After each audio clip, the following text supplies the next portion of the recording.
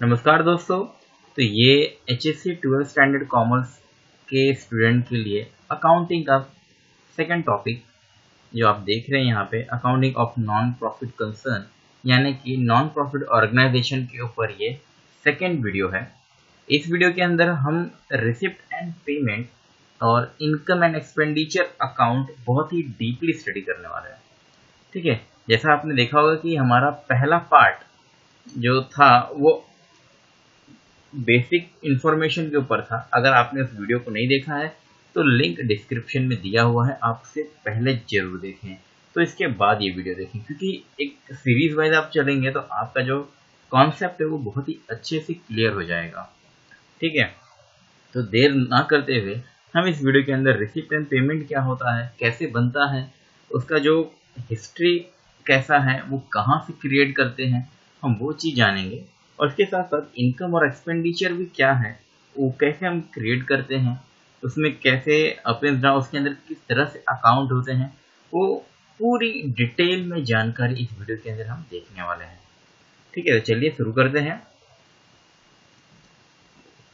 तो सबसे पहले हम बेसिक चीज़ें स्टडी करेंगे। तो हम ये पार्टनरशिप फाइनल अकाउंट के अंदर आपने अगर पढ़ा होगा तो उसमें किस तरह से अकाउंट क्रिएट होते हैं पहले वो हम देख लेते हैं। वो मैं क्यों बता रहा हूँ, क्योंकि इसी चीज़ से मैं रिलेट करने वाला हूँ नॉन प्रॉफिट ऑर्गेनाइजेशन को। अगर आपको पार्टनरशिप फाइनल अकाउंट नहीं आता है तो मैंने डिस्क्रिप्शन में दिया हुआ है, पूरी सीरीज हमने बनाई है इस चैनल के ऊपर। आपको पार्टनरशिप फाइनल अकाउंट के रिलेटेड सारे वीडियोस देख लीजिए, वो आपको बहुत आसानी से और अच्छे से आ जाएंगे। तो चलिए हम स्टार्ट करते हैं। पार्टनरशिप फाइनल अकाउंट बनाने के लिए सबसे पहला जो टर्म है, सबसे पहला काम हम जो बनाते हैं वो क्या है, जर्नल एंट्री करते हैं। ठीक है, फिर जर्नल एंट्री का जो टर्म है वो हम पास करते हैं लेजर अकाउंट में। जी हाँ, लेजर अकाउंट हम जर्नल एंट्री से ही बनाते हैं। ये हमने 11th स्टैंडर्ड में सीखा हुआ है बहुत आसानी से। ठीक है, तो फिर लेजर अकाउंट से जो हम पोस्टिंग करते हैं उससे हम बनाते हैं ट्रायल बैलेंस। राइट, अब ये जो ट्रायल बैलेंस है, अब ट्रायल बैलेंस आपने अगर देखा होगा तो पार्टनरशिप फाइनल अकाउंट के क्वेश्चन में आपको ट्रायल बैलेंस दिया हुआ होता है। तो जी हाँ, अब ट्रायल बैलेंस से हम जो बनाएंगे वो 3 टाइप के अलग अलग अकाउंट बनाते हैं। वो होता है सबसे पहला trading account, profit and loss account and balance sheet. तो इस तरह से हम पार्टनरशिप फाइनल अकाउंट को सॉल्व करते हैं और हम, आपने देखा होगा बैलेंस शीट टैली करने के बाद बहुत ही अच्छी फीलिंग आती है। तो इस तरह से स्ट्रक्चर, सेम ऐसा ही स्ट्रक्चर नॉन प्रॉफिट ऑर्गेनाइजेशन का है। बट जैसे कि ये प्रॉफिट ऑर्गेनाइजेशन था तो इसके इस तरह से स्ट्रक्चर थे, हम लास्ट में trading account, profit and loss account और बैलेंस शीट बनाते हैं। तो वहाँ पे थोड़े चेंजेस हैं, वो क्या है वो हम देखते हैं। तो इसके अंदर नॉन प्रॉफिट ऑर्गेनाइजेशन में हम सबसे पहले जर्नल एंट्री बनाते हैं। जी, जर्नल एंट्री की शुरुआत हर एक अकाउंट में होती है, क्योंकि ये भी एक ऑर्गेनाइजेशन है तो इसका भी एंट्री करना है। और इसका जो पोस्टिंग होता है वो लेजर अकाउंट में होता है, सेम प्रॉफिट ऑर्गेनाइजेशन की तरह। अब यहाँ पे थोड़ा डिफरेंस हो जाता है, यहाँ पे हम ट्रायल बैलेंस नहीं बनाते, उसके जगह पे हम बनाते हैं रिसिप्ट एंड पेमेंट अकाउंट। ठीक है, तो ये आपको गौर करना है। रिसिप्ट एंड पेमेंट कहाँ से बनाते हैं, लेजर अकाउंट से ही हम पोस्टिंग करते हैं और रिसिप्ट एंड पेमेंट अकाउंट बनाते हैं। फिर इसके थ्रू हम बनाते हैं income and expenditure account and balance sheet, और वो बैलेंस शीट हमारा टैली हो जाता है। इस तरह से हम इस सम को कंप्लीट करते हैं। तो इस सम के अंदर, इस चैप्टर के अंदर आपको जो क्वेश्चंस आएंगे वो रिसिप्ट एंड पेमेंट के होंगे। आप जितने भी क्वेश्चन देखेंगे आपको रिसिप्ट एंड पेमेंट के क्वेश्चन दिखेंगे, और उसमें से आपको इनकम एंड एक्सपेंडिचर अकाउंट बनाना होता है और बैलेंस शीट बनानी होती है। ठीक है, अभी रिसिप्ट एंड पेमेंट आप फर्स्ट टाइम देख रहे होंगे। रिसिप्ट और पेमेंट होता क्या है, तो चलिए हम उसकी बारे में देखते हैं। इसके बाद इनकम और एक्सपेंडिचर देखेंगे, और बैलेंस शीट तो आप जानते ही हैं कैसे बनता है। ठीक है, तो चलिए स्टार्ट करते हैं रिसिप्ट और पेमेंट अकाउंट की तरफ। तो आपके टेक्स्ट बुक में इस तरह से कुछ डेफिनेशन दिया हुआ है, तो मैं पूरा हम डिटेल में नहीं देखेंगे, हम डायरेक्टली रिसिप्ट के बारे में देखते हैं। तो पहले एक छोटा सा इंफॉर्मेशन देख लेते हैं। The day-to-day transaction of non-for-profit concern are recorded in the cash book. and then they are posted to the ledger account at the end of financial period. अब ये कैश बुक सर आप बोल रहे थे आप जनरल अकाउंट, जी cash book और general account as same होता है, ठीक है। तो उसमें आप रिकॉर्ड करेंगे, उसके बाद आपको पोस्टिंग करना होता है लेजर में, और एट द एंड आपको फाइनेंशियल पीरियड में स्टेटमेंट बनाना होता है। वो क्या बनाते हैं, balance period of the cash book and the ledger account are balanced and from this balance receipt and payment account is prepared। आपको लेजर अकाउंट में से क्या बनता है, रिसिप्ट एंड पेमेंट अकाउंट बनता है। तो ये receipt and payment account is a real account, ठीक है। ये आप मार्क करके रख लें, आपको एमसीक्यू में ऐसे स्टेटमेंट जरूर पूछे जाते हैं। तो receipt and payment account is a real account, the credit transaction are not recorded in the receipt and payment account। तो यहाँ पे कैश के रिलेटेड ही ट्रांजैक्शन रिकॉर्ड किए जाते हैं, क्रेडिट ट्रांजैक्शन यहाँ पे रिकॉर्ड नहीं किए जाते हैं। Receipt and payment account is a summary of cash and bank transaction for the particular period. All receipt are shown to the debit side and the payment are shown to the credit side, ठीक है। तो ये एक basic सा information है। और receipt होता क्या है, अगर आपने देखा होगा कि आप कहीं भी पैसे जमा करते हैं, ठीक है, तो आपको रिसीव के तौर पे एक जो रिसिप्ट बन जाती है, तो उस तरह से ये कि रिसिप्ट का एक कॉलम होता है।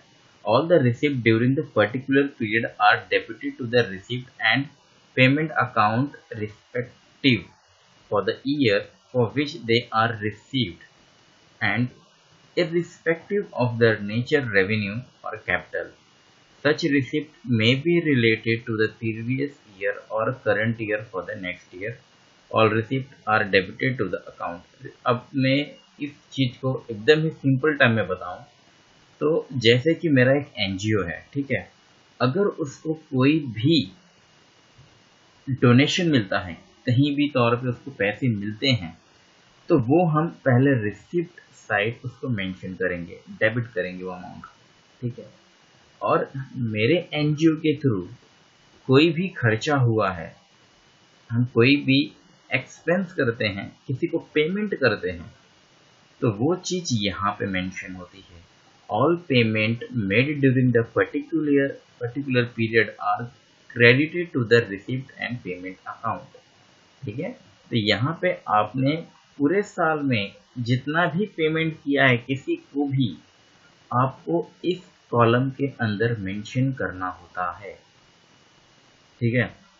तो बहुत ही सिंपल सा चीज है, इसमें कुछ ज़्यादा दिमाग नहीं लगाना है, क्योंकि ये आपको एज अ क्वेश्चन आपको मिलेगा, ठीक है। इस तरह से ये रहता है रिसिप्ट अमाउंट, पेमेंट अमाउंट का कॉलम। यहाँ पे अब क्वेश्चन आता है सर क्या हमें बनाना है, तो बता देता हूँ, ये आपको बनाना नहीं है, ये एज अ आपको क्वेश्चन आता है।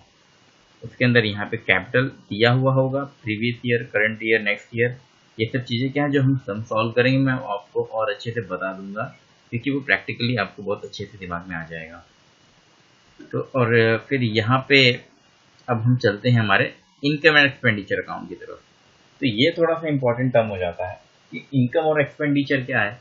तो ये भी मैं एक बहुत ही सिंपल सेंटेंस में बता दूं, तो यहाँ पे हम सरप्लस और डेफिसिट देखते हैं।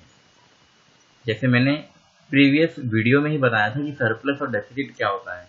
जिस तरह से हमें इनकम एक्सपेंडिचर अकाउंट में प्रॉफिट और लॉस मिलता है, ऐसे ही हमें इनकम एक्सपेंडिचर अकाउंट में सरप्लस और डेफिसिट मिलता है, ठीक है। तो एक बार देख लेते हैं। Income and expenditure account is a summary, ध्यान दीजिए, ये summary of revenue income and revenue expense. तो यहाँ से हमें जो भी इनकम हो रही है उसका आपको समरी मिलेगा, और जो भी हमारा एक्सपेंस हो रहा है वो आपको यहाँ पे मेंशन करना है। तो होपफुली इसी तरह से just like a similar profit and loss account जैसे हम फाइनल अकाउंट में बनाए थे, सेम उसी तरह से ये चीज होता है इनकम और expenditure account. It is a nominal account, not for profit concern prepare income and expenditure account, क्योंकि यहाँ पे हम कोई प्रॉफिट और लॉस नहीं करने बैठ रहे हैं, यहाँ पे हम क्या करने वाले हैं, ये हम सर्विस ओरिएंटेड चीजें हैं। तो यहाँ पे हम इनकम और एक्सपेंडिचर देखते हैं कि हमें क्या इनकम हुआ है और क्या हम एक्सपेंस कर रहे हैं। All revenues, expenses and losses of the current year are debited to the revenue income and gain for the current year are credited to the account. तो इनकम में एक छोटा सा स्टेटमेंट और देख लेते हैं। In the income and expenditure account, only revenue income or gain of the current period are credited। ठीक है, तो यहाँ पे जितने भी हमें उस साल के इनकम होते हैं वो चीज हम यहाँ पे मेंशन करते हैं, और जितने भी हमें लॉसेस होते हैं या तो हमारे एक्सपेंस होते हैं वो हम एक्सपेंडिचर अकाउंट में मेंशन करते हैं। ठीक है, और एक लास्ट देख लेते हैं। If there is a surplus is added to the capital fund and if there is a deficit is deducted from the capital fund। क्या है, income and expenditure are shown as a surplus और deficit. मैंने पहले बता दिया था, यहाँ पे हम प्रॉफिट एंड लॉस नहीं देखते, यहाँ पे उसके जगह पे प्रॉफिट के जगह पे हमें लिखना होता है सरप्लस और लॉस के जगह पे हमें लिखना होता है डेफिसिट। ठीक है, तो इस तरह से और देख लेते हैं। तो इस तरह से हमारा ये पूरा फॉर्मेट है और उसके अंदर एक एक चीज टर्म है, तो टेंशन मत लीजिए, हम उसको एक एक चीज को देखने वाले हैं ताकि आपके लिए कोई भी डाउट ना रह जाए। तो अभी ये तो यहाँ पे आपको थोड़ा सा बहुत जूम करना है, जूम करके देख लेते हैं और अच्छे से। तो यहाँ पे स्टार्टिंग में आपको टॉप पे लिखना होता है in the book of income and expenditure account for the year ended 31 मार्च, आपको जो अकाउंटिंग ईयर होता है वो। और डेबिट साइड में आपका एक्सपेंडिचर कॉलम होता है और क्रेडिट साइड में आपका इनकम कॉलम होता है। ठीक है, ये थोड़ा सा उल्टा है। अब यहाँ पे एक्सपेंस यानी हमारा जो खर्चा हुआ है, यहाँ पे हम देखते हैं टू सैलरी पेड, उस साल में हमने जितने भी सैलरी पेड की है वो हम यहाँ पे लिखते हैं। अगर हमने कुछ एडवांस में दिया होता है वो लेस करके हमें, या तो किसी का आउटस्टैंडिंग होता है तो हम ऐड करते हैं। ये आपको एडिशनल इंफॉर्मेशन में मिलेगा, यानी कि हम जब सॉल्व करेंगे तो जो एडजस्टमेंट होगा वो इस तरह से इसके अंदर आएगा सैलरी पेड के अंदर। फिर यहाँ पे टू वेजेस इसमें आएगा, ये आपने देखा होगा, तो हमने ट्रेडिंग अकाउंट में देखा था, बट यहाँ पे कोई ट्रेडिंग अकाउंट नहीं है। तो ये सारी चीज़ हम इनकम और एक्सपेंडिचर में ही देखने वाले हैं। To printing and stationery account, rent, interest, conveyance यानी कि आपका जो भी ट्रैवलिंग अलाउंस ऐसा कुछ जो भी खर्चा होता है वो यहाँ पे हम मेंशन करते हैं। रेट्स एंड टैक्सेस, जो भी टैक्स आप पे करते हैं। इंश्योरेंस प्रीमियम आप भरते हैं तो वो यहाँ पे आएगा। ऑडिट फीस आप जो पे करते हैं तो वो यहाँ पे आएगा। और इनकम साइड में जब आपको कोई सब्सक्रिप्शन के थ्रू इनकम जनरेट होता है,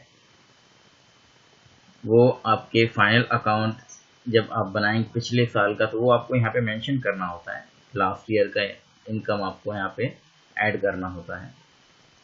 ठीक है, और क्या आप ऐड करते हैं, receive during the last year for the current year, outstanding for the current year, वो भी आपको यहाँ पे मेंशन करना होगा। फिर यहाँ पे आप रेंट रिसीव करते हैं, अगर आपके पास कोई प्रॉपर्टी है आपके इंस्टीट्यूशन के पास, उसके थ्रू अगर आपको रेंट मिलता है वो आपको इनकम के थ्रू लिखना होगा। इंटरेस्ट रिसीव कर रहे हैं वो भी यहाँ पे आता है। अगर आपके थ्रू डिविडेंड आप रिसीव कर रहे हैं तो वो भी यहाँ पे आपको लिखना होगा। गवर्नमेंट ग्रांट आपको कोई मिलता है तो यहाँ पे आएगा। ग्राउंड रेंट, आपके पास कोई ग्राउंड है आपके इंस्टीट्यूशन के पास, उसके थ्रू रेवेन्यू जनरेट होती है तो वो यहाँ पे आता है। ठीक है, और आगे देख लेते हैं। फिर इसके बाद हम वापस एक बार आ जाते हैं एक्सपेंडिचर की तरफ। ऑफिस एक्सपेंस आ गया, टेलीफोन एक्सपेंसेस, मेडिसिन। और अगर आप देख रहे होंगे तो ये सारे एक्सपेंसेस हैं, चीज़ें जो आपको एक्सपेंडिचर के साइड में दिख रहा है।